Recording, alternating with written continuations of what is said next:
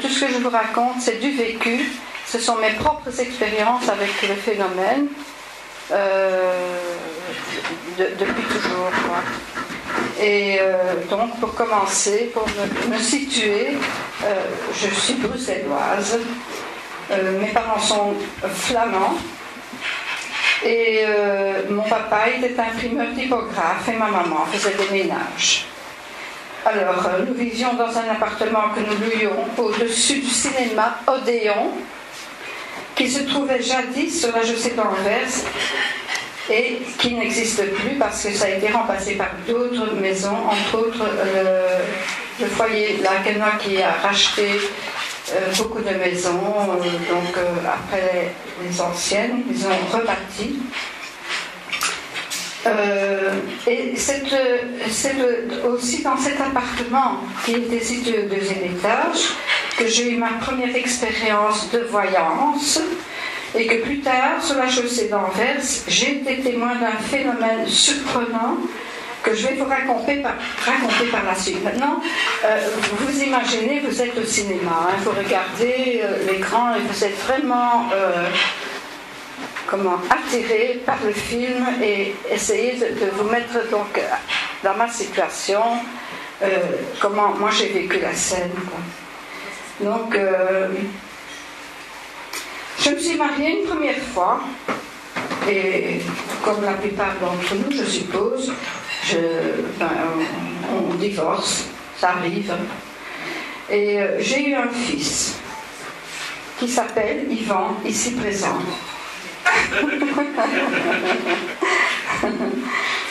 Bon, après mon premier mariage, j'ai rencontré mon mari, Freddy, que vous voyez, c'est à côté de moi. Et qui m'assiste depuis toujours dans le domaine de la recherche concernant tout ce qui est étrange. Et là, je vais en mettre un peu plein la vue. Ma profession était secrétaire de direction et par la suite collaboratrice jusqu'au début 1997. Bon.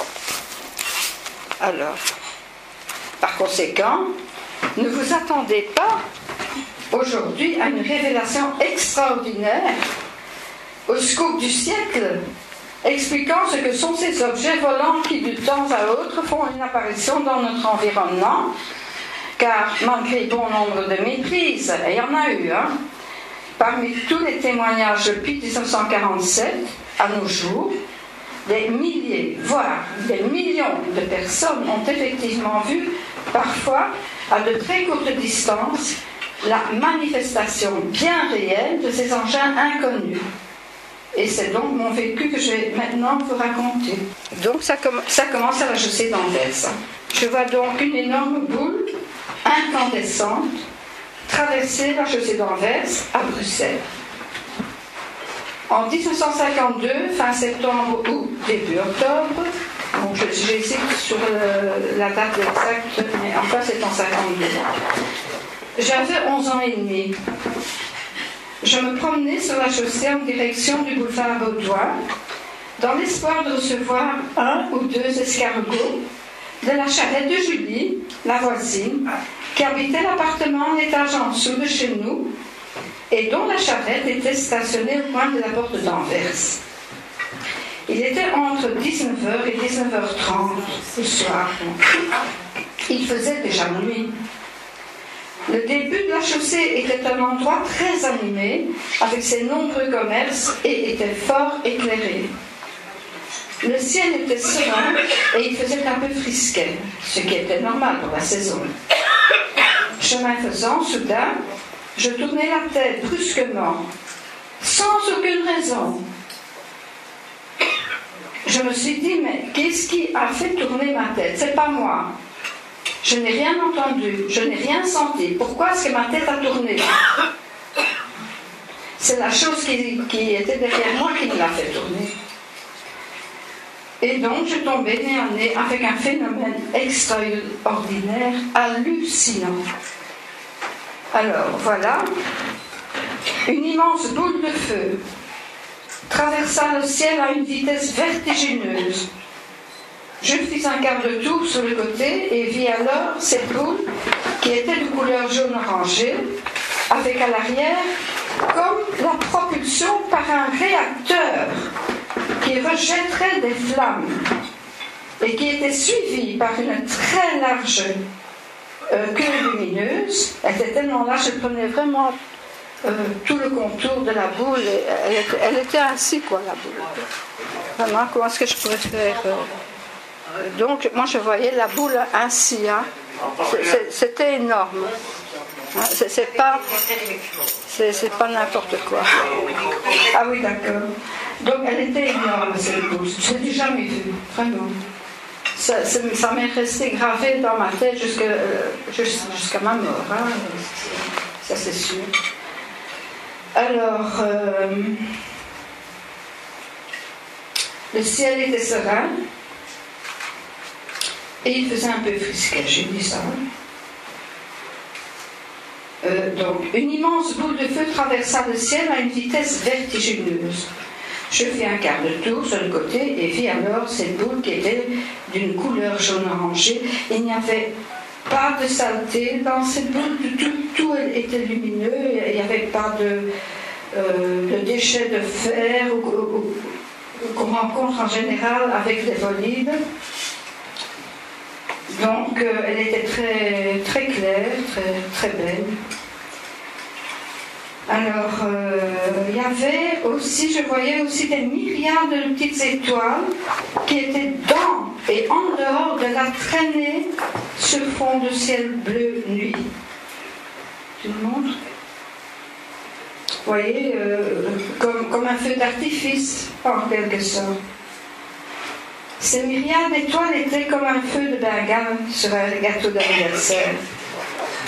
Cette traînée lumineuse se prolongeait aussi loin que ma vue le permettait et qui progressivement se sublimait. À ce stade de mon observation, je ne pus plus suivre la boule, tant sa vitesse était incroyable. J'espérais seulement qu'elle ne tombe pas, car elle provoquerait un cataclysme effroyable, effaçant la ville de la carte. Ça, j'étais en train de penser, j'étais enfant. Hein. Alors, ça m'avait fortement impressionné. Ce que je peux dire, c'est que cette boule a traversé la chaussée en plein milieu.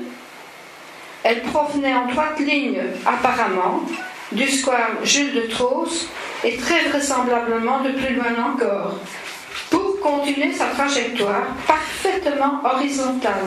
Elle ne tombait pas donc, hein. Elle était vraiment horizontale. En direction de la rue, prenant la rue de Laken. Lorsque je fis mon observation, je vis une dame marchant sur le même trottoir que moi, venant de direction opposée à la mienne, c'est-à-dire qu'elle était face au phénomène, mais elle ne vit pourtant que la queue lumineuse, qui lentement disparaissait à la vue. Étonnée, elle me demanda « Qu'est-ce que c'est ?» Un homme d'une cinquantaine d'années, j'estime, qui se trouvait de l'autre côté de la chaussée à ma hauteur, se rapprocha pour écouter les commentaires de la dame. Une autre personne se joignit à nous et également stupéfaite de la vue de ce beau spectacle céleste. Des personnes présentes sur la chaussée n'ont vu la boule, n'ont pas vu la boule, mais uniquement la traînée, donc j'étais la seule à l'avoir vue. Jusqu'à ce que, bon, je n'ai pas d'autre connaissance que quelqu'un d'autre sur la chaussée l'aurait vue, mais apparemment, donc, cependant, en s'adressant à l'homme qui n'avait encore rien dit, une dame lui posa la question de savoir s'il avait vu quelque chose et pouvait l'expliquer. Il est resté muet, comme une carpe. Il semblait bouleversé. Il n'a jamais dit un mot. Il est parti. Ensuite, je suis retournée en courant, montant les escaliers 4 à 4, en criant « Papa, papa, j'ai vu une étoile filante !» Une étoile filante, vous rigolez. Ce n'était évidemment pas une étoile filante, mais j'avais en tête, moi, en tant que gosse, l'image classique qu'on donnait à une étoile filante qui est munie d'une longue queue. Hein? Ils n'ont jamais vu d'étoile filante. Je n'ai pas mangé d'escargot ce soir-là. Plusieurs années plus tard, j'ai pensé que peut-être j'avais vu un bolide, un météore traversant notre atmosphère, mais en y réfléchissant bien, ce ne pouvait pas être le cas pour plusieurs raisons. 1. La trajectoire de la boule était parfaitement horizontale. Et elle a continué comme ça jusqu'à plus de 60 km à vol d'oiseau. Alors, la trajectoire, donc, alors qu'un météore, lui, il a une trajectoire de chute, en général, tombe. Alors, 2. Le phénomène présentait à l'arrière une propulsion de flammes serrées comme mue par un réacteur, c'est-à-dire un engin matériel et non un gros caillou provenant du ciel. N'oublions pas que nous sommes en 1952 et que ce n'était pas un prototype fabriqué sur Terre. Ce n'était pas non plus une comète, vu l'altitude assez basse. À ma connaissance, il n'y eut pas d'article de presse parlant de ce phénomène exceptionnel, ni par la radio, parce qu'à l'époque on n'avait pas la télé. Alors, dans les années 90, lors d'une enquête ufologique en compagnie de notre regretté Roger Lortilloire, c'est lui qui a commencé à fonder la SOBEPS, avec Lucien Clairbeau, qui est entre-temps décédé, et Monsieur Domaine, qui a écrit sur les ovnis. Nous avons rencontré un couple d'instituteurs dont le mari avait vu également, alors qu'il était adolescent, un phénomène similaire à ma description depuis la fenêtre de sa maison à Chièvres. Vous voyez les distances entre l'Anvers et Chièvres. Lorsqu'il était allongé avec la jambe plâtrée. S'agit-il de la même observation que la mienne? En 97 ou 98, j'hésite entre les deux dates, je remémorais à mon père mon observation lorsque j'étais une adolescente âgée de 11 ans et demi. Celui-ci me répondit: oui, je m'en souviens, mais tu m'as dit que c'était une étoile filante, c'est pas une soucoupe volante. Je lui ai alors expliqué en détail mon observation.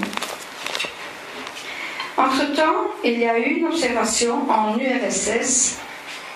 C'était URSS, c'était pas Moscou. C'est pas la Russie. Donc, survenue 30 ans plus tard, en février 82, et qui semble correspondre à presque correspondre aux caractéristiques de ce que moi j'avais vu. Donc, à une exception près, donc, dans mon observation, la boule ne tournait pas sur elle-même. Alors, donc ici, j'explique comment cette boule est arrivée donc, en Russie, pas la même. Donc, on se trouve ici en février 1982, soit 30 ans après mon observation. Une boule lumineuse vue du train voyageant de Tomsk à Novosibirsk. C'est un article qui est paru dans une revue ufologique française éditée par Nostra à Paris. En URSS, un ovni heurte un train avec force et continue sa route. Alors, le gouvernement et surtout les autorités militaires ont tout fait pour cacher la vérité, déclare le docteur Lomov, à la fois éminent parapsychologue soviétique et spécialiste d'OVNI. Mais c'est impossible. Des engins non identifiés et sans doute en provenance d'autres planètes sont intervenus sur le territoire, parfois avec agressivité et surtout en Russie. Ils ont attaqué des avions, des trains, on parle aussi d'abduction de particuliers, là j'en doute.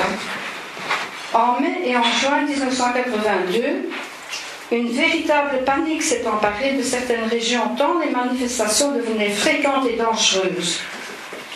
En février 1982, le train reliant Tomsk à Novosibirsk roule normalement vers sa destination. Soudain, une énorme boule de feu se déplaçant 2 fois plus rapidement que le train se précipita sur lui. C'est la collision. Le nombre de blessés et de morts, dit-on, n'a cependant jamais été publié par les statistiques officielles. Mais la rencontre de l'OVNI fou et du train a fait très sûrement un grand nombre de victimes.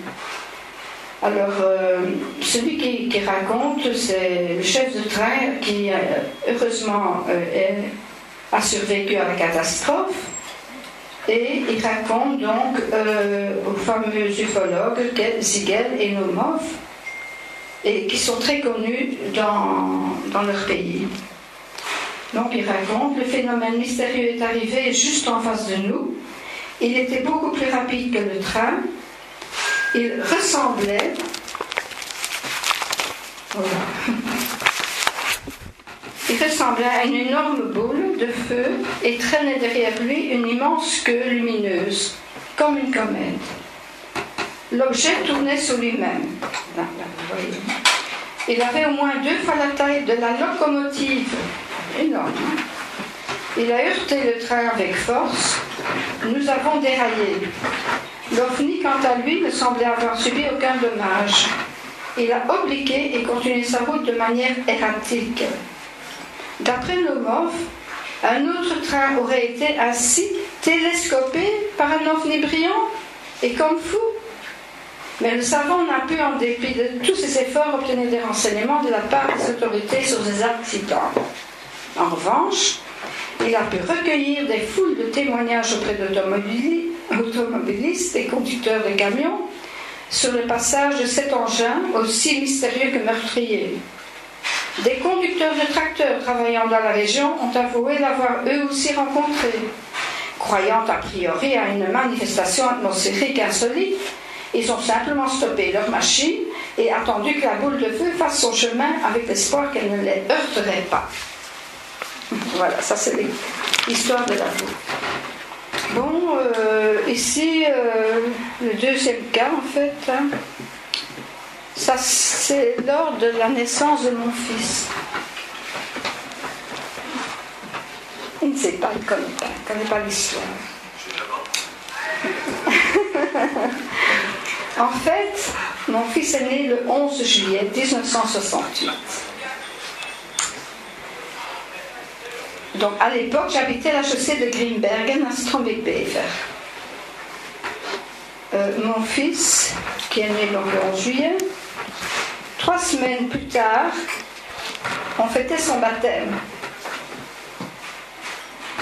Ça devait être le samedi 3 août ou une semaine après, ça n'a pas d'importance. Donc, à cette occasion, la famille de mon mari fut invitée à la célébration.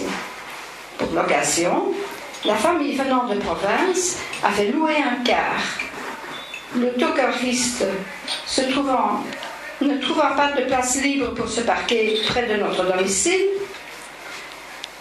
donc il trouva un emplacement dans une rue proche.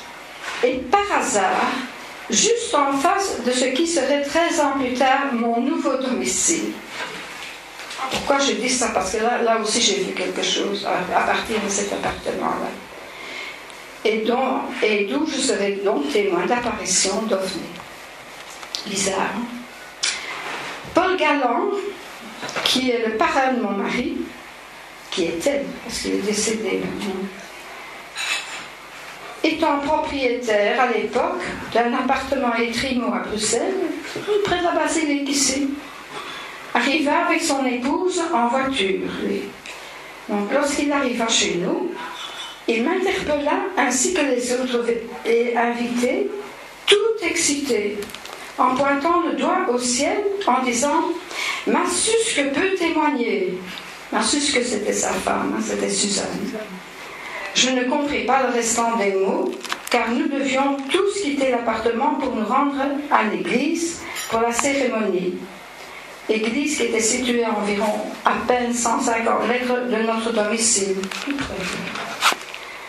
Ce n'est que bien plus tard, dans les années 70, que j'eus l'explication du parrain Paul.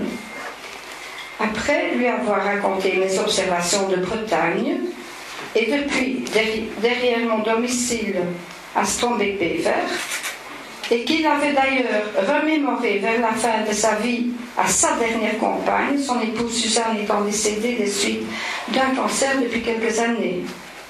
Parrain Paul avait aussi été témoin à 2 reprises d'une soucoupe volante en Afrique, Congo belge. Tu le savais, Freddy? Tu le savais? L'histoire de Parrain Paul? Tu connaissais l'histoire, oui? Ah bon.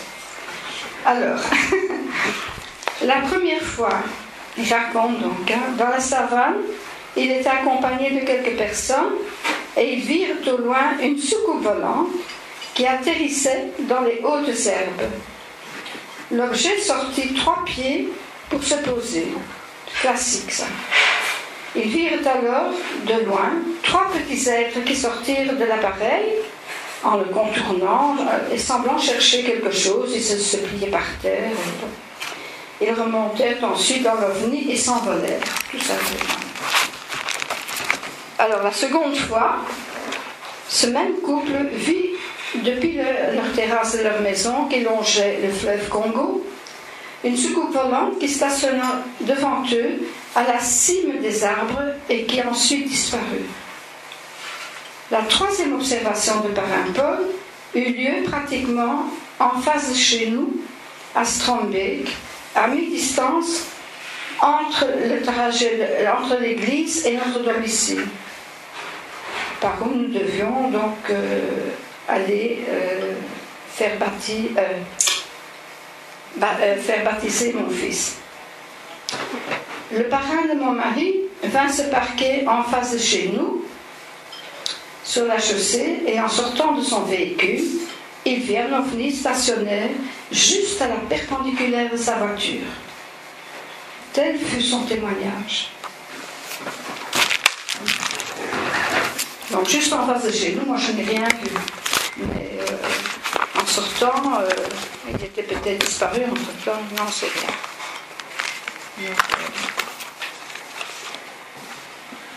Alors ici, il s'agit d'une observation qui a été faite donc fin juillet, oui, fin du mois de juillet, en 1973, en Bretagne, dans un camping près de Saint-Brieuc. Donc nous étions en Bretagne et ça se passait donc vers 22h lorsque quelques groupes de personnes devisaient sur la pelouse du camping. J'ai formé quelques groupes comme ça et c'est passé. Mon attention fut attirée par ce que j'ai d'abord pris pour un avion de petite envergure qui se dirigeait vers nous. J'avais donc le regard vraiment braqué et j'avais quelque chose qui me semblait bizarre. Il s'arrêta soudain à une distance estimée à 5 mètres des groupes de campeurs et à une altitude estimée entre peut-être 100 mètres, peut-être moins. Ça on ne peut pas le dire. Ce qui avait attiré mon attention, c'était l'absence de bruit total de l'engin. Mais surtout à une hauteur pareille, quoi. On aurait dû entendre un bruit. Mais surtout, ce qui m'intriguait le plus, c'était son arrêt total dans le ciel noir. Jamais je n'ai vu un avion accomplir ce tour de force. Ce qui était anormal aussi, c'est que l'appareil était muni de 3 lumières blanches à l'avant, contrairement aux lumières conventionnelles d'un avion qui sont normalement vert, jaune, rouge aux extrémités.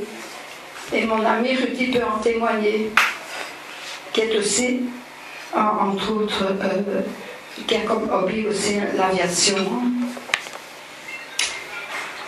Je continue un bon moment à l'observer pour m'assurer qu'il était bien arrêté lorsqu'une jeune femme d'un groupe près de nous s'exclama soudain, en dirigeant le bras levé et montrant du doigt, elle dit textuellement « Regardez,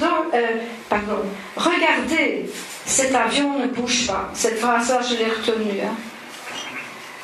Alors, les campeurs levèrent la tête en direction de l'appareil désigné, et comme si le pilote de l'OVNI se sentit démasqué, l'engin se remit en mouvement, dans un silence presque complet. Quand je dis presque complet, c'est que lorsqu'il arrive à la hauteur de mon oreille droite, je perçus un bruit très léger, une sorte de vomissement presque imperceptible. Ce n'était pas un bruit d'avion. Les personnes présentes ainsi que mon mari n'avaient entendu aucun bruit. Et ils disaient, mais cet avion ne fait pas de bruit. Moi je l'ai entendu, mais très très très très doucement. La nuit était noire et personne ne pouvait distinguer sa forme, hélas. En parlant de l'observation avec d'autres campeurs, un pêcheur du coin se manifesta en nous racontant que lorsqu'il partait en mer avec son bateau de pêche, à 4 heures du matin, il avait déjà été témoin, ainsi que d'autres pêcheurs, d'un ovni qui plongea dans la mer en formant des remous et de l'écume à la surface de l'océan, pour ensuite en ressortir en s'élançant tout droit dans le ciel bleu et disparaître ainsi de sa vue, ou de leur vue, comme on veut. J'avais déjà noté auparavant des témoignages similaires au récit du pêcheur. Donc, entre-temps, nous étions revenus de vacances en Bretagne, depuis 2 mois déjà, lorsque nous étions à nouveau confrontés avec une observation d'OVNI. On va dire, il y en a beaucoup. Le samedi 6 octobre 1973, nous avions fait des emplettes à Bruxelles et en profitions pour aller prendre une consommation au café chez Trudy, situé sur la place à côté de l'église de Strombeek. Ah oui, là j'ai une vision chez Trudy, des années plus tard, où je voyais une tache sur leur mur et je me suis dit, ça c'est un incendie. Et le lendemain, l'incendie est arrivé. C'est une vision que j'avais eu la veille. Enfin, ça, ce sera pour la prochaine fois que je raconterai cette histoire lors d'une autre conférence à ce sujet, au sujet du paranormal, entre autres, et des rêves prémonitoires. Alors, des connaissances attablées au milieu de l'établissement nous invitèrent à se joindre à eux. C'étaient 2 jeunes couples mariés dont les époux étaient des passionnés d'aviation. Le plus âgé se nomme Peter, de nationalité allemande, et travaillait comme employé chez Ziegler. Le second se nomme Jackie, qui est belge. Peter s'adonnait à sa passion de vol à voile. Quant à Jackie, il faisait des acrobaties aériennes. Les 4 personnes qui venaient d'arriver nous racontèrent leur histoire peu banale qu'ils venaient de vivre le jour même. En fait, ils venaient de revenir de l'Équin. Les 2 hommes avaient exercé leur hobby du côté de l'Équin, où se trouve un aérodrome pour l'aviation civile. Après avoir volé, les 4 décidèrent d'aller pique-niquer dans un lieu calme de la campagne environnante. Ayant choisi l'emplacement idéal, ils déballèrent leurs victuailles, j'y arrive, de leur coffre de voiture lorsque soudain, ils virent, débouchant de l'horizon, une armada d'ovnis arriver vers eux. Le ciel était teinté d'une couleur orange. Pris de panique, les témoins essayant d'échapper à ces mystérieux engins se sauvèrent en tous sens. Ils étaient affolés. Les femmes nous racontèrent que chacun d'eux était poursuivi individuellement par ces menaçants ovnis qui lançaient vers eux des vaisseaux oranges. Ils réussirent tant bien que mal à rejoindre leur voiture. Ils remballèrent dardard leurs victuailles et quittèrent précipitamment l'endroit pour se rendre au commissariat de police le plus proche pour déclarer ce qu'ils avaient vécu. Lorsqu'ils arrivèrent donc au commissariat, ils entendirent les téléphones sonner de partout. De nombreux habitants de la région affolés déclarèrent être intrigués de voir le ciel teinté d'une couleur fort orange, une couleur inhabituelle, et souhaitaient avoir une réponse à leur observation. Notre quatuor revint à Strombeek, qui est distant d'une bonne centaine de kilomètres de l'Équin. Et c'est dans ce café, chez Trudy, que nous les avons trouvés. C'est alors que nous leur avons parlé de notre observation de 2 mois auparavant, lorsque nous étions en vacances en Bretagne, donc tout récemment, et dire qu'ils avaient l'intention de contacter la SOBEPS et nous suggérèrent d'en faire autant. C'est ainsi que nous avons passé la soirée ensemble en parlant des observations d'OVNI faites par des témoins et un peu partout dans le monde. Vers 22h50, nous quittions les 4 amis qui prolongeaient par la suite leur soirée en boîte. Ils étaient jeunes, nous on allait dormir. Mais avant d'aller dormir, nous reprenions notre voiture pour rentrer chez nous, à très courte distance du café.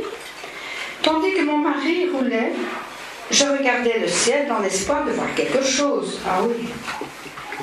Au moment où nous contournions le coin de l'immeuble où nous habitions, mon mari rangea la voiture le long du trottoir de la Prinsenstraat, qui est actuellement la Ovenierstraat, située derrière l'immeuble où nous avions notre appartement à l'époque.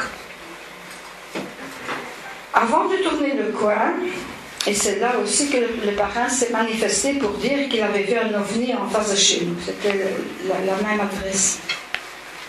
Avant de tourner le coin, je venais de repérer, depuis la voiture, un petit avion de tourisme de type Cessna qui venait très vraisemblablement de l'aérodrome de Grimbergen et vit aussi quasiment accolé à l'arrière de l'avion un objet sombre, mais sans aile, celui-là. C'est pas un avion. Il volait à environ 1 kilomètre de distance de l'endroit où je me trouvais. À l'époque, la partie de cette rue n'était pas construite et donc on avait une vue de très loin. Donc en descendant de la voiture, je continuais mon observation, je suivais la progression du petit avion, toujours suivi par ce que j'appellerais un ovni. L'avion continua sa progression en droite ligne vers Metz, lorsque soudain, je vis le mystérieux engin apparaître de façon, mais vraiment soudaine, au-dessus des jardins d'une rue avoisinante, à quelques mètres de distance de l'endroit où nous nous trouvions. Comment est arrivé comme ça en si peu de temps, incroyable. Et venant s'arrêter net, sans bruit, à 6 mètres, c'est la largeur de la rue, et à une altitude estimée à environ 60 mètres, ça on ne sait pas dire exactement.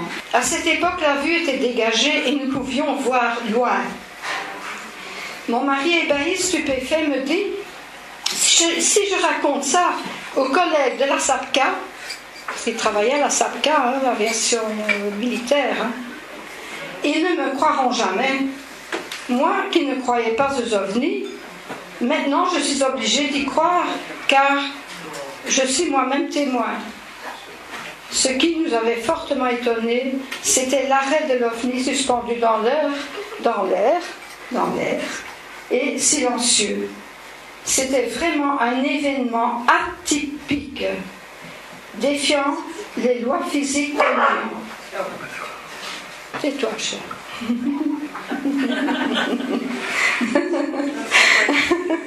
Alors, l'OVNI se présenta à nos yeux comme une structure matérielle assez plate, allongée de couleur sombre, avec une envergure d'un petit Cessna, mais sans aile ni empennage.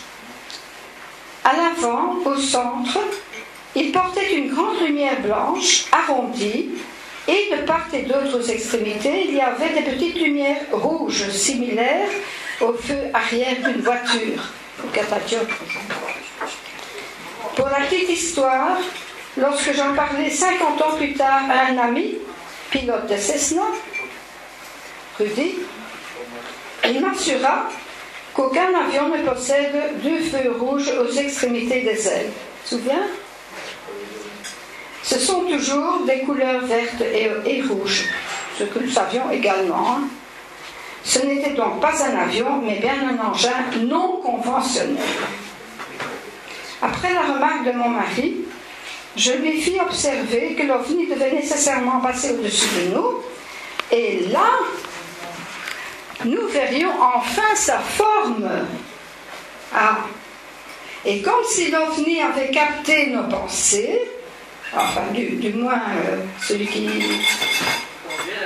qui conduisait, hein, ce dernier exécuta notre désir en se remettant en mouvement pour passer effectivement au-dessus de nous et nous montrer sa forme qui était d'un bel ovale. Et là, mon mari vous montre peut-être la forme. Sous la soucoupe volante, nous vîmes la masse sombre avec sur le pourtour,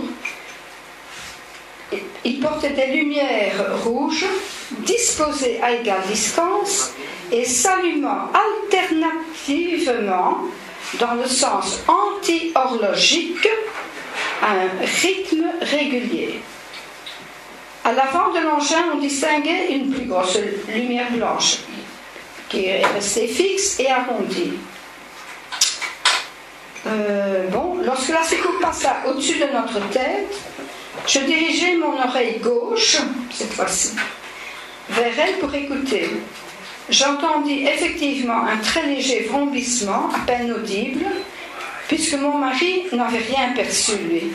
Il dit, moi, j'ai pas entendu de bruit, mais bon, j'avais des bonnes oreilles.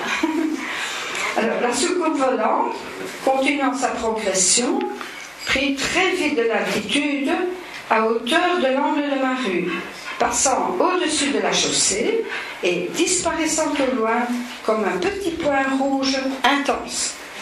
Alors, un fait étonnant, c'est que lors de notre observation, un groupe de personnes, une famille avec adolescents, garçons et filles, passèrent sur le trottoir de la chaussée, tandis que nous étions en train de suivre l'OVNI de regard en plein milieu de la chaussée, désertée du trafic des voitures à cette heure-là. Nous essayons d'attirer leur attention en pointant notre doigt vers le ciel et en les interpellant, mais ils étaient tellement occupés à converser entre eux qu'ils ne prêtèrent aucune attention à notre présence. Comme si nous étions invisibles. On était devenus invisibles. Incroyable. Enfin. Nous montions ensuite vers notre appartement. Mon mari alla se poster devant la porte-fenêtre de notre lieu de séjour, le regard dirigé vers l'endroit où avait disparu l'OVNI. Lorsque soudain, je m'aperçus que j'avais perdu mon beau foulard avec l'effigie du lion de la marque Peugeot que j'avais reçu en cadeau lors de l'achat de notre voiture, une Peugeot 204 achetée récemment. Je savais que je l'avais bien ajusté sur la tête lorsque nous avions repris la voiture après la rencontre avec nos amis et que je sais que je l'avais toujours sur la tête dans la voiture. Je descendis aussitôt l'escalier pour retrouver mon foulard. Peine perdue, malgré le fait de l'avoir cherché minutieusement partout, dans la voiture, à côté, en dessous, sur la rue, sur la chaussée, mon foulard était définitivement perdu. Qu'est-ce qu'il est devenu? C'est pas bizarre. Alors, maintenant, je parle des caractéristiques des ovnis. Hein. Ce qui les distingue des avions, ce sont l'absence d'ailes ou de rotors pour assurer la portance aérodynamique, absence d'hélice ou tuyère d'éjection pour la propulsion, des lumières inhabituelles, une quasi-absence de bruit, parfois un bruit à peine perceptible pour de bonnes oreilles, la position stationnaire de l'OVNI, complètement donc à l'arrêt, en l'air. De nombreux témoignages relatent souvent des effets produits sur des véhicules motorisés tels que arrêt du moteur, extinction des phares, coupure complète du système électrique, perturbation de la réception radio, extinction totale des communications radio dans les voitures de police ou des avions. Tout se remet en fonction lorsque l'OVNI s'éloigne. 7. Un atterrissage peut laisser des empreintes sur le sol. Il y a aussi des cas où la végétation est couchée, suivant un mouvement hélicoïdal, et où l'on trouve des anneaux déshydratés.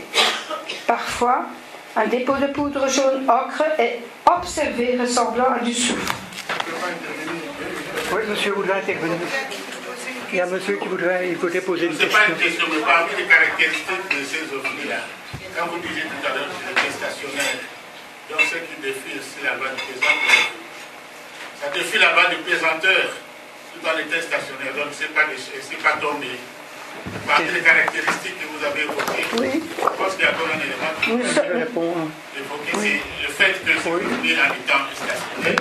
Si je peux vous répondre à cette question, c'est que le phénomène OVNI est évidemment un phénomène très, très spécial et très, très étrange.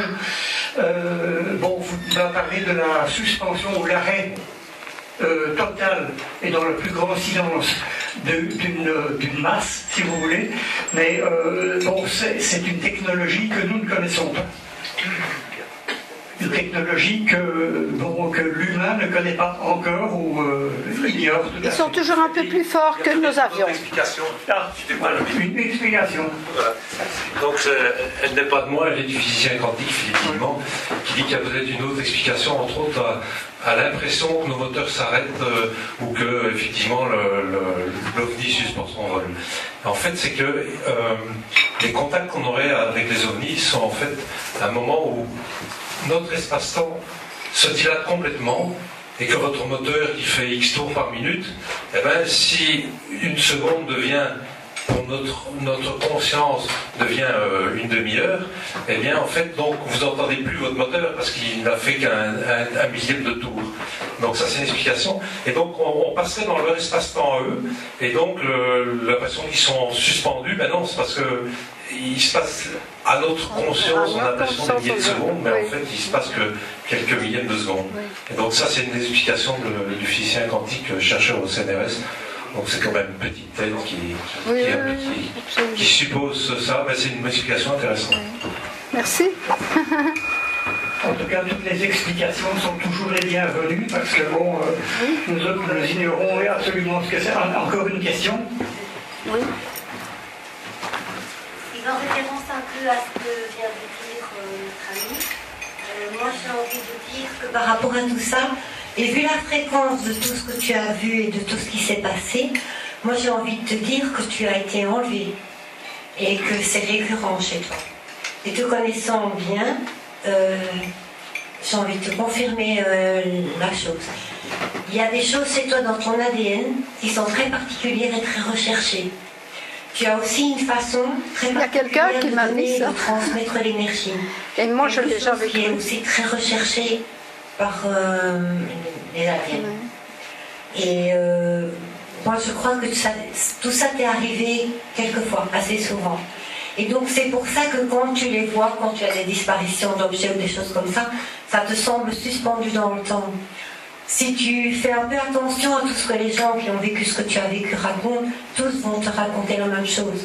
En fait, le temps s'arrête parce que le temps est très relatif. Il y a beaucoup de dimensions. Enfin, je ne sais pas comment ça expliquer, c'est très complexe et très simple à la fois.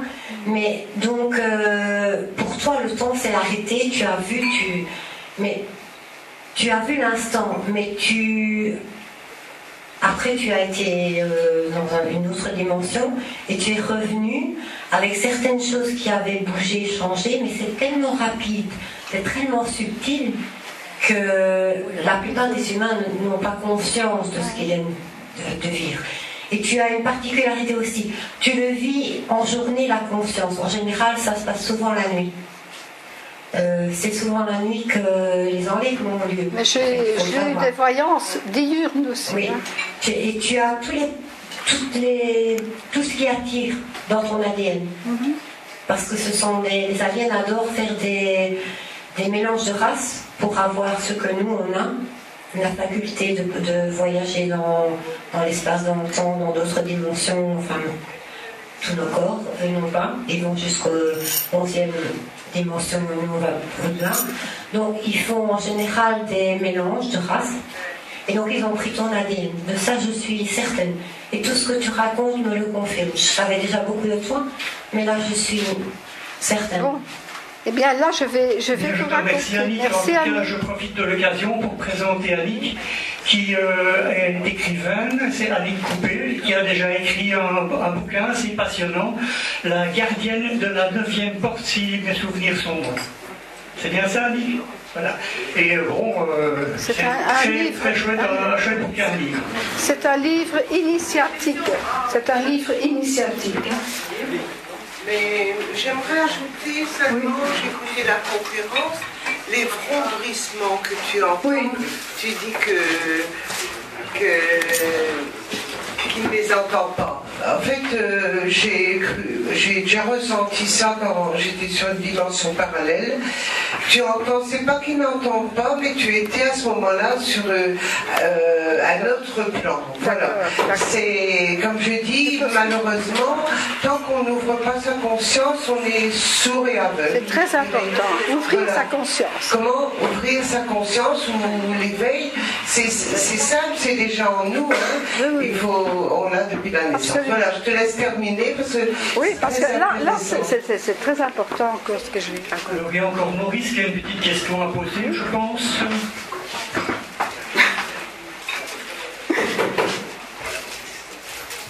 À l'autre côté de la salle, qui vient de donner une explication sur la condition de Monique, je voudrais répondre que j'ai l'impression que je me reconnais pour représenter un certain type. Et je pense que vous êtes vous-même extraterrestre et que vous reconnaissez Monique comme vous-même. Voilà, c'est ce que j'ai pensé. Oui.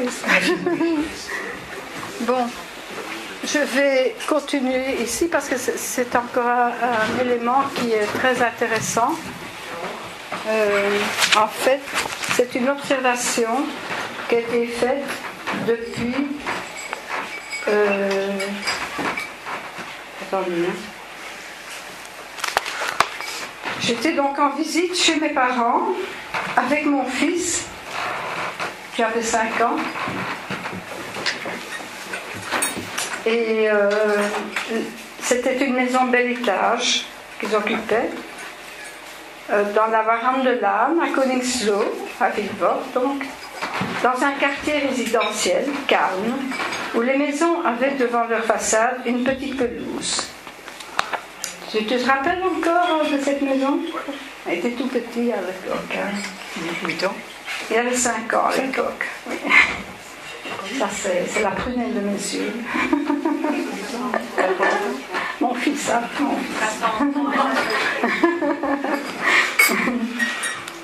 Alors, ce jour-là, mes parents étaient absents. Mon père devant participer à la finale du championnat de billard qui avait lieu à Strombeek et qu'il gagna. Devenu champion. Je venais de conduire mon fils au lit, il était 20h30, et je descendis dans la salle de séjour, allumer la télévision. Je m'étais blottie dans le fauteuil, lorsque soudain, j'entendis comme un souffle, passer au-dessus du toit de la maison. Une pensée folle me traversa l'esprit. Sans conviction, cependant. Et si c'était un ovni?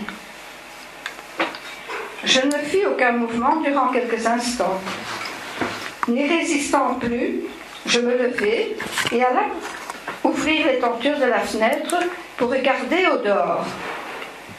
Quelle ne fut pas ma surprise, ma stupéfaction, de me trouver face à face avec une sorte de globe. C'était plus une soucoupe volante, hein, non, c'était un globe. Très lumineux, brillant, qui se tenait immobile, suspendu en l'air, à environ une vingtaine de mètres du sol, entre deux pâtés de maisons bel étage, espacés de 7 mètres l'une de l'autre et à une distance objet témoin d'environ une trentaine de mètres. La nuit venait de tomber, le vent s'était levé et soufflait en rafale. Une fine pluie chassante se mit à tomber. Alors, tandis que j'observais le phénomène, toutes sortes de questions me traversèrent l'esprit. Ma première analyse de l'objet est qu'il était matériel. C'était nullement une boule de plasma. Il flottait dans l'air. Il n'y avait aucun support, il était stationnaire, étincelant. Assurément, j'étais face à un phénomène atypique. Ayant déjà été à plusieurs reprises un témoin privilégié en 1973, pour ne citer que cette année-là, jamais encore auparavant je n'avais entendu parler d'un ovni pouvant avoir la forme d'un globe. Pourtant, par la suite, des années passées, on parle aussi parfois de globe, hein, mais à l'époque, non. Et cela m'intrigua d'autant plus. Je restais perplexe quant à la nature de cette chose bizarre. Je restais à mon poste d'observation avec la ferme intention de sortir de la maison afin de voir ce globe de plus près, dès que la pluie aurait cessé. Mais les bourrasques de vent continuèrent et la pluie ne cessa de tomber durant tout le temps qu'a duré mon observation. Il a duré 2h30. Je me posais continuellement la question, qu'est-ce que c'est que ce machin-là? Serait-ce un ovni d'un type différent? La suite de l'histoire est peut-être une ébauche de réponse, que j'étais bien en présence d'un ovni. Ou bien, est-ce quelque chose de très particulier en rapport avec mon histoire, avec moi et ma famille? Environ 2 ou 2h15 plus tard, n'ayant pas bougé de mon poste d'observation et ne voyant aucun changement se manifester dans la structure de l'objet, je décidai de détourner mon regard de ce dernier dans l'espoir que lorsque je le regarderais à nouveau, il se manifesterait autrement. Je souhaitais que quelque chose se produise.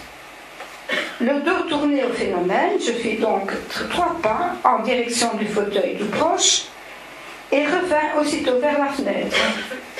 Quelle ne fut pas ma stupéfaction de constater qu'entre le moment où j'avais le regard détourné et le moment où je le reportais à nouveau vers le globe, quelque chose d'incroyable se produisit. Une modification s'était produite dans sa structure. Une suite de petits cercles bien délimités, plus lumineux encore que l'objet lui-même, était soudain apparu. Je précise que je n'ai pas vu la métamorphose se concrétiser. Ce n'est qu'au moment où je me suis retrouvée face à cet objet que je vis alors les cercles en question. Ces petits cercles lumineux étaient d'égale grandeur, sauf un seul, qui avait un diamètre plus grand. Ces cercles ronds de lumière semblaient faire corps avec la sphère et effectuer un mouvement rotatoire dans le sens de nouveau anti-horlogique, donc de gauche à droite. Malgré la très forte luminosité du globe, j'ai cependant pu constater que les cercles tournaient bien autour de ce dernier, grâce au passage régulier du cercle plus grand. Soudain, je vis arriver la voiture de mes parents, tournant l'angle de la rue. Il était 23 heures. Donc il s'est passé 2h30 d'observation. Je n'avais pas vu le temps passer. J'aurais bien aimé poursuivre mon observation si mes parents n'étaient pas rentrés à cette heure-là. Je m'empressais alors de fermer la télévision que j'avais totalement ignorée jusqu'ici, tellement j'étais captivée par ce phénomène insolite. Je gagnai ma chambre en montant les escaliers 4 à 4 pour m'enfuir sous les couvertures. Ma chambre était située à l'arrière côté jardin, à l'opposé de l'avenue, où s'était manifesté le curieux phénomène. J'aurais bien voulu me lever pour voir si l'OVNI ne s'était pas déplacé pour revenir se positionner devant la fenêtre de ma chambre, mais la venue du sommeil étant irrésistible, je tombais subitement endormie. D'aucuns pourraient s'étonner de mon attitude à première vue irrationnelle de ne pas avoir attiré l'attention de mes parents sur le phénomène. Pour comprendre ma réaction de fuite, il faut revenir 2 ans et demi en arrière. Pour rappel, en 73 à 2 reprises et en l'espace de 2 mois et demi, j'ai été confrontée à un OVNI, rencontre rapprochée du premier type. Selon la classification du Dr Hynek, lorsque j'en avais parlé à mon père, il se moqua et s'en est resté là. Alors, 4, 5. Quelquefois, dans les annales de l'ufologie, il a été fait mention d'une relation possible entre les boules lumineuses et des êtres proches décédés qui reviennent, mais aussi une relation éventuelle avec certaines apparitions dites mariales, voire Fatima. Pour résumer, l'objet lumineux était immobile dans l'air et totalement silencieux. L'objet lumineux n'était soutenu par aucun support. Vu la hauteur où je me trouvais, un réverbère situé à cet endroit aurait été immanquablement en deçà de la hauteur de l'objet lumineux. Et puis il n'y avait pas de réverbère. L'apparition soudaine d'une suite de cercles d'une luminosité plus froide, effectuant un mouvement giratoire autour ou sur la surface du globe, avec le passage à rythme régulier d'un cercle plus grand, ajoute encore à l'insolite de mon observation. Après avoir observé le phénomène durant 2h30, au même endroit, et vu que le lendemain il ne s'y trouvait plus, je présume qu'après que j'eusse quitté mon poste d'observation, l'objet lumineux s'en est allé tout simplement. Inutile de dire ma frustration d'avoir été interrompue dans mon observation. Mais avant de parler de Michel Marlet, il y avait un deuxième témoin qui sortait son chien et aurait observé le même soir en 76, comme moi, un ovni près du cimetière de Beauval. C'était la distance entre Beauval et Coningslo était environ 680 à 700 mètres à vol d'oiseau, donc tout près. Des années plus tard, une idée me vint en tête. Et s'il y avait un lien avec ma grand-mère qui était enterrée en 1966 dans ce même cimetière? Pourquoi cette idée? Parce que maman m'avait dit qu'elle avait reçu une lettre officielle l'informant que les restes funèbres de ma grand-mère allaient être déterrés car le bail de 10 ans était venu à terme. Ma question est, se pourrait-il que ma grand-mère soit apparue sous la forme d'une boule lumineuse? Quelle idée insensée! En fait, c'est suite à la lecture d'un livre sur les ovnis des années plus tard que cette idée m'avait traversé l'esprit. Dans le livre, on racontait qu'une jeune fille, se promenant un soir sur une route de campagne avec ses parents, ils aperçurent qu'ils étaient suivis par une boule lumineuse qui les dépassa pour finalement s'arrêter à la porte de leur ferme, comme si elle connaissait la maison, la boule. La grand-mère de la jeune fille était décédée 1 mois auparavant à peine. Et la jeune fille se demandait si c'était la manifestation de l'âme de sa grand-mère. Beaucoup de questions, pas de réponse. Cependant, pour faire la relation avec mon observation, il y a donc Michel Marlet, ça c'était donc le 3e témoin, qui habitait à l'époque Coningslo, non loin de la tour d'eau, pas loin de l'habitation de mes parents. Et la première fois que j'ai rencontré Michel Marlet, c'était, je pense, en 1988, à l'occasion d'une conférence sur les ovnis donnée par Michel Bougard, président de la SOBEPS, à l'Athénée Don Bosco à Woluwe-Saint-Lambert. Après l'exposé de M. Bougard, j'étais intervenue pour lui apporter mon témoignage quand soudain, une voix féminine s'écria qu'elle avait également vu le même type de phénomène vers la même époque que moi, mais n'était pas certaine de la date de son observation.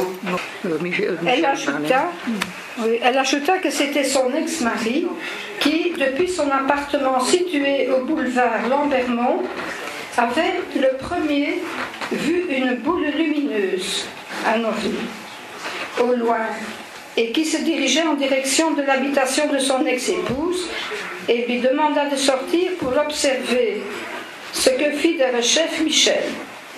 Elle raconte qu'elle quitta son appartement situé au rond-point entre la Winkelveldstraat, la Steenstraat, la chaussée romaine et la Veldstraat, sur le territoire de Konixlo, non loin du château d'eau. Elle descendit la prolongation de la chaussée romaine à la recherche d'un point de vue d'où elle pourrait scruter le ciel, mais les toits des maisons occultaient sa vue. Enfin, elle emprunte une autre rue qui mène vers un restaurant de campagne d'où il y avait possibilité d'avoir enfin une vue plus large sur un ciel dégagé. Elle fut bien inspirée, car de là, elle vit à quelques centaines de mètres de distance arriver une boule lumineuse serpentant à travers prés et broussailles et évoluant à 1 mètre à peine du sol. L'observation faite par Michel rejoint la mienne par la proximité de l'endroit, par l'aspect de l'OVNI, une boule lumineuse. Hélas, il manque la date exacte de l'observation dans les deux cas. Exact, je dis bien. Les faits se situent vers la fin octobre 1979. C'était un samedi. Mon mari et moi avions décidé, avant de quitter mon appartement, que nous louions au 3e étage de l'immeuble, de rafraîchir les portes-fenêtres du living avec un produit spécial pour teinture et entretien des boiseries, c'est-à-dire du linitop, afin que le propriétaire n'ait rien à nous reprocher, car le zig était un fameux emmerdeur. Et j'insiste là-dessus. Ce travail fut rapidement exécuté. Nous avions laissé les grandes portes-fenêtres ouvertes pour faciliter le séchage des boiseries. Au moment où nous voulions refermer une des portes-fenêtres du côté droit, celle-ci résista. Elle ne bougea pas d'1 pouce. Vous avez déjà vu ça? Au contraire, et ça, c'est du jamais vu. La grande vitre d'une épaisseur de 3 mm se mit à bomber de manière convexe par la pression manuelle qu'exerçait mon mari sur l'ensemble du châssis de la porte-fenêtre. Nous étions vraiment perplexes au vu du comportement irrationnel de la vitre. Normalement, elle aurait dû casser. Pour bien comprendre la situation, c'est une grande porte-fenêtre avec une vitre épaisse de 3 mm, comme Monique vient de le dire. Et cette porte-fenêtre était ouverte à quelques centimètres avant de pouvoir la fermer, mais on ne réussissait pas à la fermer. Alors moi, je prends le châssis de fenêtre entre les mains et je pousse un petit peu pour pouvoir fermer cette fenêtre. Et qu'est-ce qui se passe quand on voit un profil? Eh bien, la vitre a carrément fait ça. Comme ça. Donc, de façon convexe vers l'intérieur de l'appartement, elle aurait dû casser. Je ne sais pas ce qui s'est passé. Si quelqu'un peut donner une explication jusqu'à présent, physique, mais personne n'a su donner une explication. Je n'ai pas d'explication. J'ai posé maintes fois le problème, personne, des scientifiques ne comprennent pas. Ils m'ont dit que j'ai eu une hallucination, c'est tout. Ouais. Oui, moi aussi, alors. Nous sommes deux, alors. Mais non, en relâchant la pression, la vitre revint à sa position normale. Ouais. Bizarre, hein?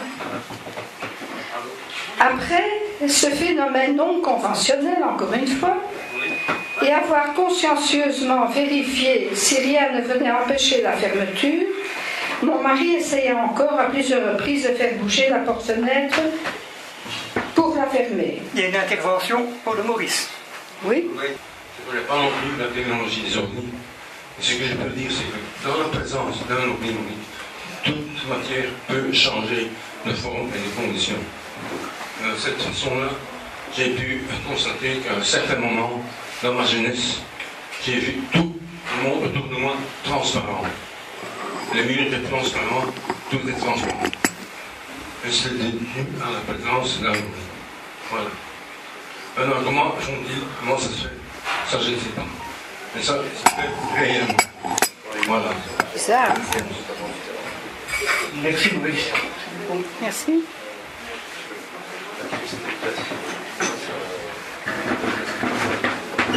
Oui, il y a des choses bizarres qui se produisent. Vous l'avez mis. Ensuite, il essaya autre chose. Comment va-t-il fermer cette satanée porte? Il souleva la porte par le bas, en la tirant vers le haut. Alors seulement elle bougea petit à petit, mais se bloqua à nouveau à mi-chemin, laissant une ouverture d'une douzaine de centimètres de la fermeture définitive. Ça ne règle pas encore notre problème. À l'extérieur, le temps devenait menaçant, le vent se leva et se mit à pleuvoir. Pour empêcher la pluie d'entrer dans la pièce et en même temps protéger le parquet, nous avions installé un grand plastique de protection que nous avions fort heureusement en réserve dans notre placard. Ce plastique, une fois installé, faisait office de gouttière et empêcha efficacement ainsi l'eau de pluie de s'étendre sur le parquet. Nous avions également placé 2 lourdes chaises contre la porte-fenêtre pour maintenir le plastique de protection en place et empêcher qu'il ne s'envole. Ensuite, nous prévenions le propriétaire du problème, mais ce dernier refusa de se déplacer. Nous étions d'ailleurs en mauvais terme avec lui. Ne sachant que faire, nous nous sommes alors adressés au bureau de police de Strombeek, qui envoya 2 agents pour constater de visu.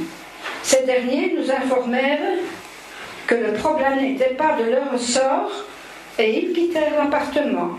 Ils disaient aussi appeler les pompiers, mais qu'est-ce qu'ils auraient pu faire mieux que nous? Je ne sais pas.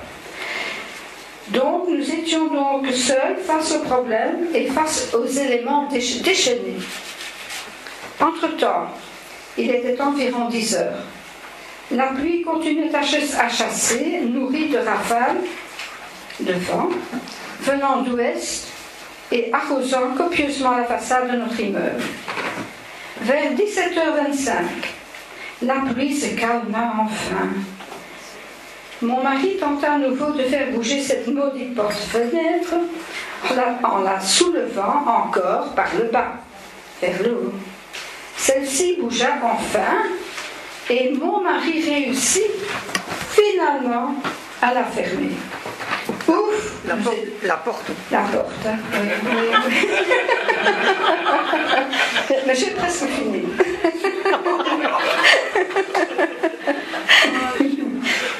Il est comme ça, il faut le pardonner. Mais mon fils et mon mari, c'est les deux mêmes, toujours en train de se moquer de moi.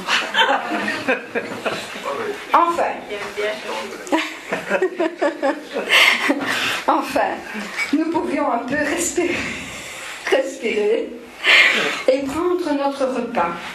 Le mauvais temps s'était un peu calmé, mais...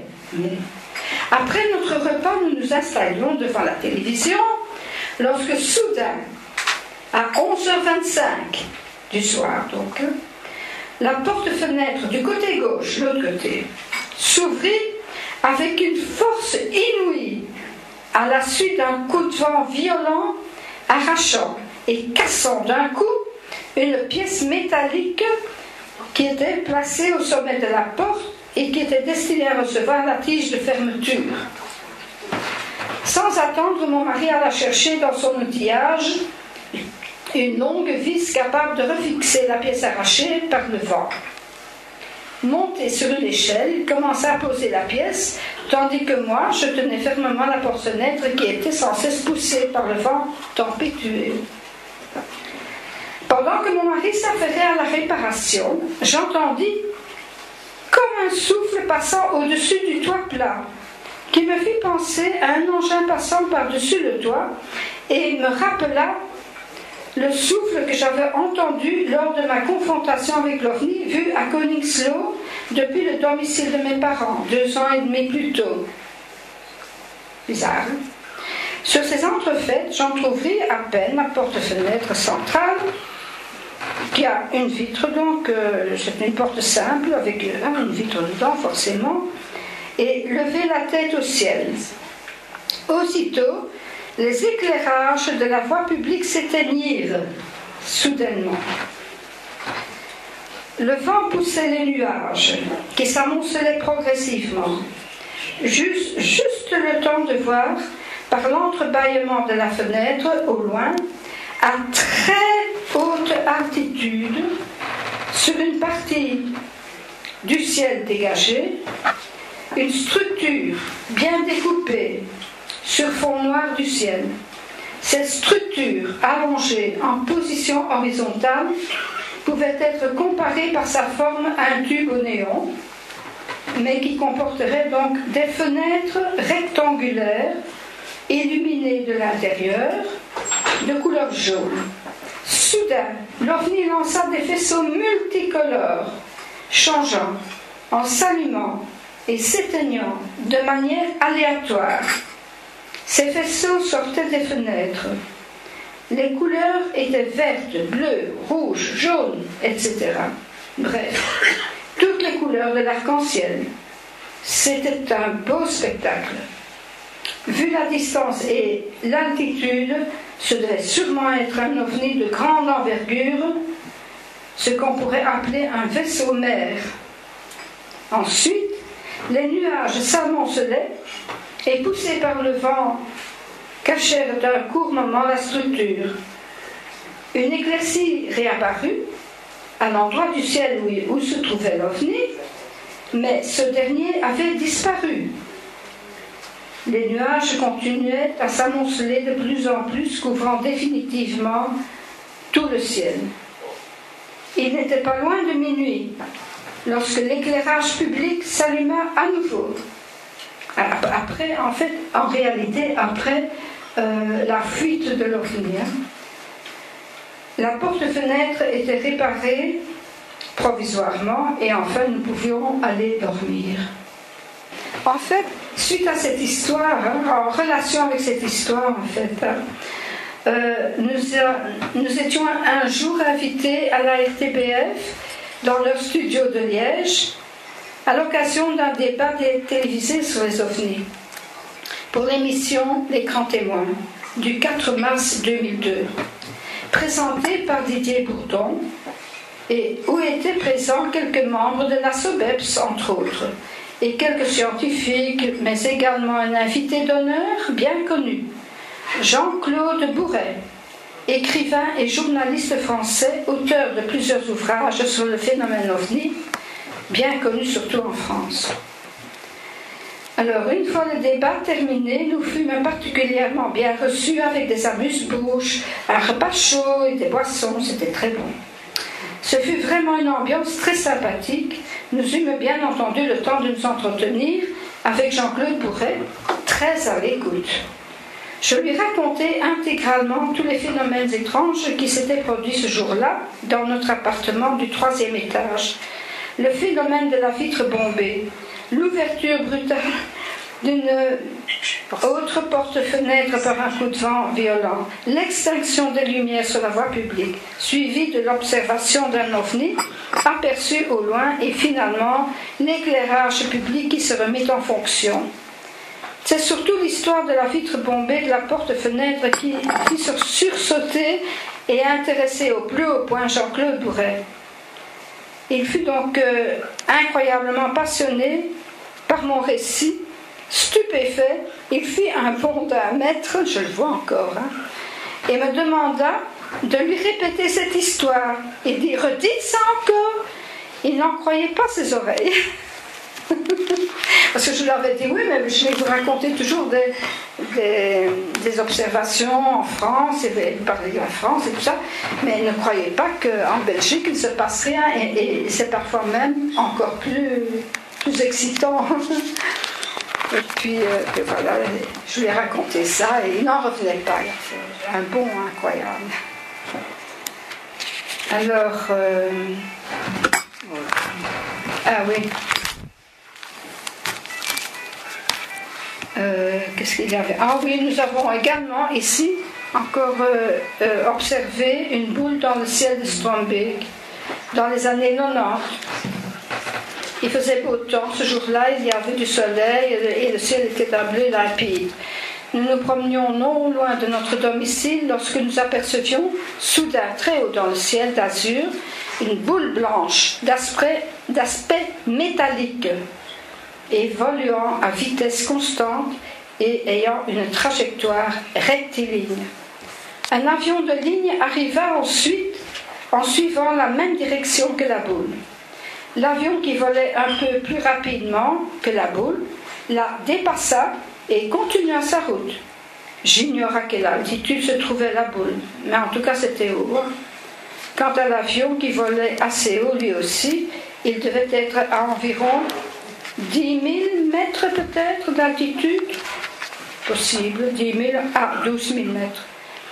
La boule était-elle plus haute ou plus basse que l'avion? Impossible de le dire, car les distances ne peuvent pas être évaluées dans de telles conditions d'observation. Ici se termine mon témoignage. Alors il y en a une autre, hein, mais je vais la passer parce que ça devient un peu trop. Oui. Maintenant, si vous avez le temps, j'aimerais bien vous lire une lettre que nous avions faite à l'attention de Jean-Paul Poncelet, à l'époque ministre de la Défense nationale. J'ai été l'apporter directement parce qu'à la poste, on n'est jamais sûr si ça va, si elle arrivait bien. Donc, c'est un article qui est d'ailleurs paru dans le journal Le Soir, le 16 mai 1997. Voilà. Monsieur le ministre, quel ne fut pas notre étonnement de lire dans un article de presse du quotidien Le Soir vos déclarations faites au Parlement et qui portaient sur la détection d'objets volants non identifiés au-dessus du territoire belge entre novembre 1989 et mars 1991. Nous sommes tout bonnement outrés de la manière désinvolte et irresponsable avec laquelle vous traitez le dossier OVNI dans son ensemble. Désinvolte, disons-nous, par le peu de cas que vous faites des personnes qui, depuis de longues années, se consacrent corps et âme, sans compter à compulser, classer et étudier le phénomène des objets volants non identifiés.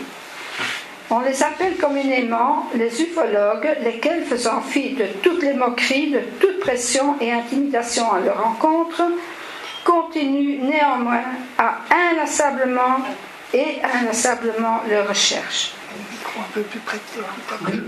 Irresponsable, car vos dénégations dénotent que vous n'avez pas, ou prou, consulté de très nombreux dossiers à ce sujet. L'armée, à l'époque des événements, a participé pleinement pour tenter de faire toute la lumière. Nous ne critiquerons donc pas l'armée, car dans ce cas, les militaires n'ont fait que leur devoir.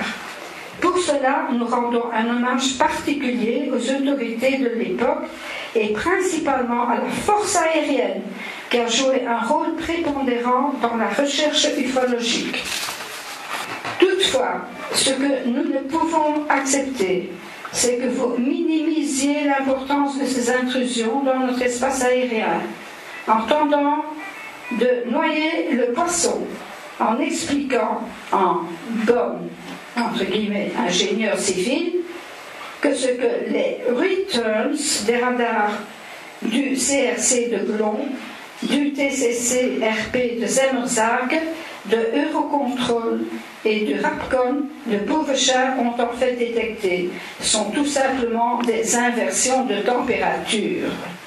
Comment pouvez-vous expliquer dans ce cas qu'une inversion de température peut être vue depuis le sol par plusieurs brigades de gendarmerie et par plusieurs témoins oculaires civils? Comment des pilotes de F-16 peuvent-ils à plusieurs reprises faire un lock-on sur un objectif non matériel tel que l'effet physique que vous défendez? Avez-vous souvent, M. Poncelet, avez-vous souvent vu une inversion de température filer subitement de 280 km à 1800 km/h? Cette accélération fantastique correspond à 40 causes. Si c'était le cas, le pilote de l'hypothétique low flight serait mort depuis longtemps. Car dois-je vous l'apprendre, nul humain ne pourrait supporter une telle accélération.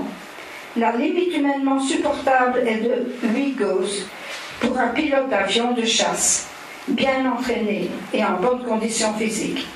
Ignoriez-vous que G correspond à 9,81 mètres secondes? Par vos assertions, prétendriez-vous que toutes ces personnes confondues, pilotes, ingénieurs, radaristes, gendarmes, etc., seraient d'une incompétence telle qu'elles ne peuvent reconnaître un objet volant matériel d'un simple effet physique d'inversion de température? Nous estimons que vos affirmations ne sont nullement crédibles et qu'elles constituent une atteinte à la haute qualification du personnel militaire et civil.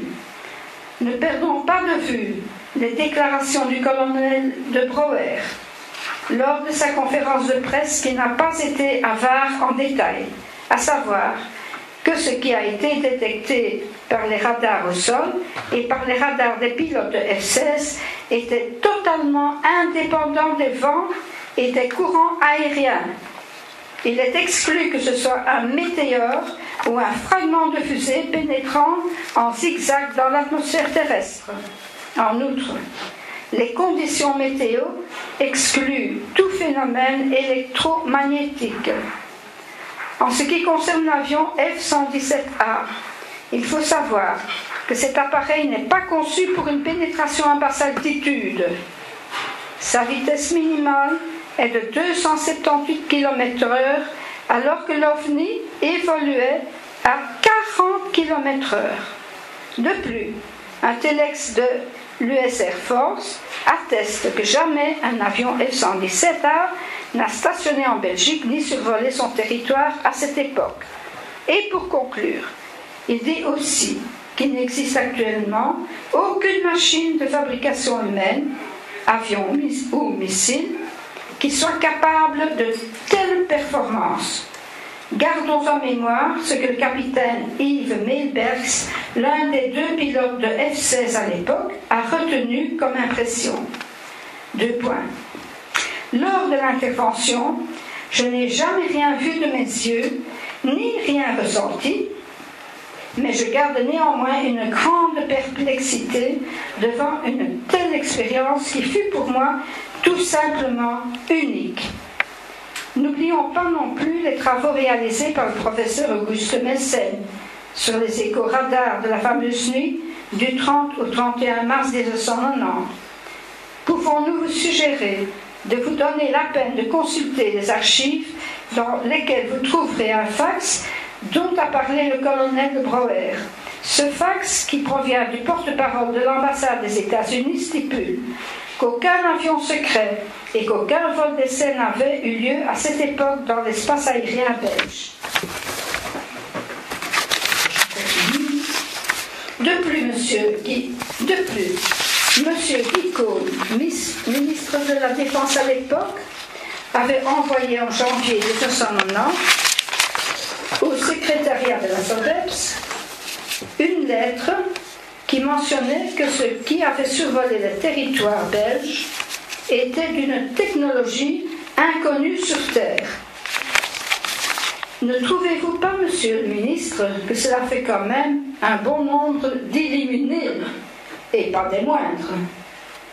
Si, malgré tout, vous maintenez votre position de dénigrement, cela fera très mauvais genre à l'étranger, et plus particulièrement vis-à-vis des autorités militaires britanniques, qui ont récemment demandé à leurs homologues belges que ces derniers divulguent enfin ce qu'ils savent au sujet des ovnis qui survolent impunément le territoire belge. En tant que chercheurs en ufologie et en qualité de citoyens, nous réitérons, Monsieur le Ministre, notre totale désapprobation. Nous vous demandons de ne plus hypnotiser l'opinion publique par des déclarations qui n'ont pour but que de détourner la vérité, déclarations maintes fois réchauffées, mais probablement avez-vous reçu des instructions particulières de plus haut pour tenir un tel discours. Les ovnis sont une réalité. La désinformation, hélas, en est une aussi. Peut-être jouez-vous le jeu de l'OTAN ou autre puissance étrangère qui vous impose ce que vous devez dire. Le nouveau-né parmi les hypothèses farfelues, le low flight, n'est pas du tout un argument sérieux. Déjà lors de la vague d'OVNI, M. André Demoulin, attaché de recherche au CRIP, c'est-à-dire le groupe de recherche et d'information sur la paix, mettait en exergue le F-117A et il y a ensuite l'argument que ce qui avait été observé était un ULM. L'on avait aussi soutenu que c'était des rayons laser. En effet, des rayons laser émis par une discothèque d'où environ de 10 avaient été confondus avec des ovnis. Par après, l'on affirma que c'était l'avion radar AWACS. Puis encore, les ballons sondes météorologiques. Pour passer à la foudre en boule les phénomènes astronomiques traditionnels, la construction d'une superstructure gonflable, sans oublier le TR-3A, Black Manta, l'avion Aurora, ou encore une aurore boréale citée par un des pontes de l'astronomie. Essayez, monsieur le ministre, de faire voler un tel avion à 40 km/h pour voir ce que cela donnera comme résultat. Un enfant s'intéressant en tant soit peu à l'aéronautique vous expliquerait que cela est impossible. Votre discours ne tient pas l'air, il est simplement risible. L'ennui, c'est que la grande masse de la population a gobé vos paroles. Par ailleurs, il est étrange qu'après sa conférence de presse, le colonel de Brouwer fut très vite nommé général-major. Ce genre de scénario s'est déjà rencontré aux USA par le passé, dans un contexte similaire. À Glon, nous avons parlé à des personnes fort intéressantes qui nous ont apporté de précieuses informations concernant les ovnis. Il est dépassé, monsieur le ministre, le temps des petits hommes verts, comme on a l'habitude de répéter d'une façon stupide. Il faut passer maintenant à la vitesse supérieure et dire les choses telles qu'elles sont. Et nous l'espérons avec une collaboration plus étendue dans diverses disciplines, en collaboration avec des scientifiques à l'esprit ouvert. Alors, 50 ans de silence. Cette lettre a été écrite le 2 juin 1997. Cette lettre a été écrite en 1997. Donc, 50 ans de silence et de désinformation, disait la lettre, devant l'évidence ufologique, c'est trop. C'est maintenant plus que 5 ans. Pour clore cette lettre, nous vous joignons. Alors, il y a un article, ça c'est moins important. Voilà. Ça, c'est la lettre que vous avez remis. Voilà. Est-ce qu'après une telle lettre, tu n'as pas eu un redressement fiscal? Ben, je ne sais pas. Il s'est passé des choses après, oui. Ah oui, c'est vrai. J'ai été suivie. Oui. Par des humains. Hein. J'ai été suivie. J'ai même vu, et il s'est présenté à un moment donné, Charles Michel, dans notre contrée, presque en face de ma maison. Enfin, c'est une autre histoire, je la raconterai plus tard, dans une autre conférence. Mais il s'est passé des tas de choses. Le téléphone aussi, j'étais sur écoute.